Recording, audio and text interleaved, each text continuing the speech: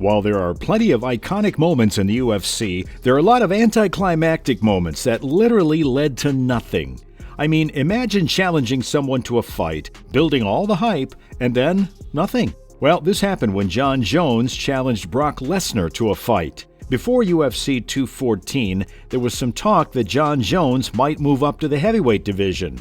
When asked who he might fight, he said that he would like to face Brock Lesnar, who had come back the year before. Jones beat Daniel Cormier at UFC 214, and then Bones got on the mic and challenged Brock Lesnar. There was some interest in making the fight happen for sure, but it didn't matter in the end because Jones tested positive for steroids a few weeks later. This ended both his title reign and hopes for this super fight. Jon Jones with Brock Lesnar. If you want to know what it feels like to get your ass kicked by a guy who weighs 40 pounds less than you, meet me in the octagon. In the same category, there's another instance when a fight didn't happen because of some drama. This is when Yoel Romero told Michael Bisping to fight him. Keep in mind that Bisping was out of action because of an injury, but Yoel Romero still challenged him at UFC 205. After beating Chris Weidman, the Cuban gave a chilling promo in which he challenged the UFC middleweight champion. On the screen, Bisping appeared to be accusing Romero of using performance-enhancing drugs. Because of the timing, this fight was ultimately called off, and Bisping's recovery was too slow for him to face Romero. And because the Cuban lost his next interim title fight, he didn't get to fight the Brit. Then we have some pretty weird confrontations between fighters that seemed pretty intense at the time, but then they don't really make sense when you think about it. Michael Bisping and Robert Whittaker facing each other is a pretty good example of this. When Yoel Romero was set to fight Robert Whittaker at UFC 213, the UFC and Michael Bisping thought the Cuban would win. The main reason was that the champion was standing next to the cage and seemed ready to set up a big fight with his opponent. Instead, it was Whittaker who caused a surprise. Bisping then went to confront him, and after yelling at the Australian, he stormed out of the cage.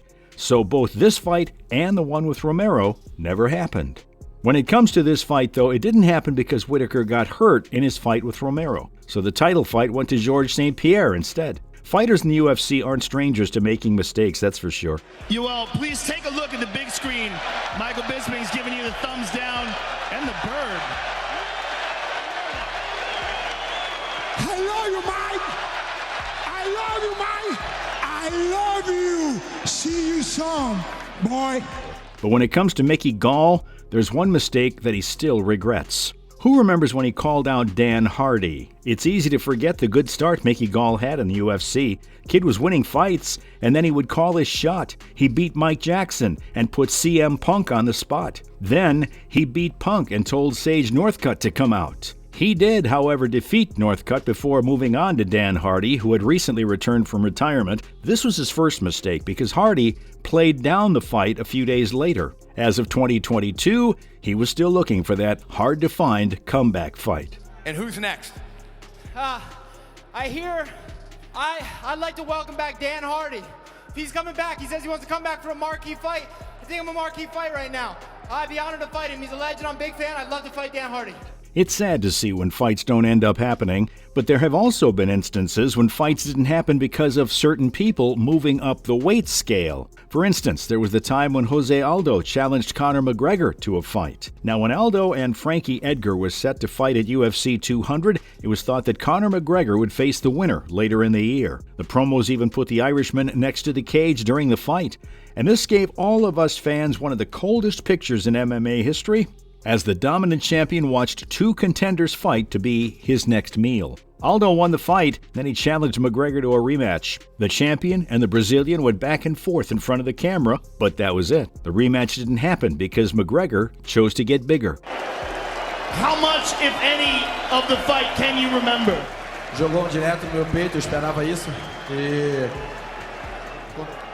Yeah, he threw a cross on my chest, which I wasn't expected. Then I threw a punch, and he came back with another cross, and that was that. I think that we need the rematch. It was really not a fight, so we need to get back in here.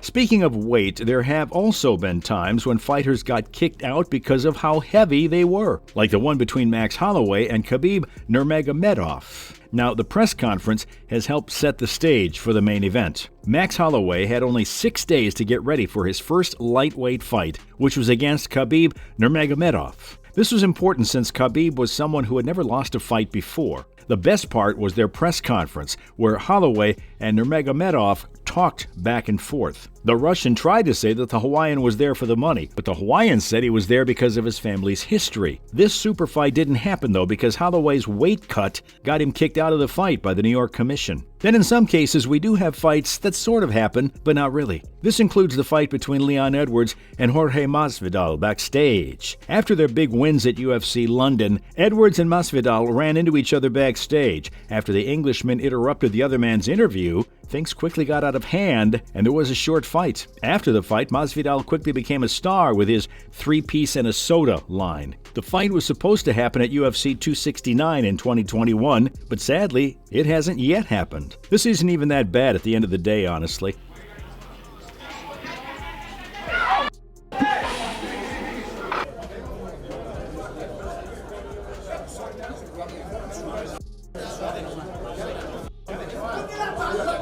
The worst times would probably be when fights just didn't happen because players decided to leave the sport as a whole. Yep, it's the time when Michael Bisping and Colby Covington had an argument on TV. Now, Covington did an interview with Fox Sports after he won at UFC 225 and became the interim UFC welterweight champion. The new champion and analyst Bisping used the interview to show how to talk trash like a pro. He had not yet retired when Georges St. Pierre beat him for the UFC middleweight championship. Also, Covington even said that he wanted to fight the former champion at 185 pounds, but the fight never happened and there wasn't much more to it than that. And then Bisping left the sport the next year. At least he left with everything safe and intact, though. The same can't be said for Tony Ferguson because his injury led him to forget about fights in the near future. And this was around the time when Tony Ferguson called out McNuggets. At UFC 216, Ferguson beat Kevin Lee to win the interim lightweight title. He then went to the microphone to challenge Conor McGregor, who was the undisputed champion at 155 pounds. Ferguson called the winner McNuggets and told him he had to defend his title or give it up. This title unification never happened, which is honestly a shame.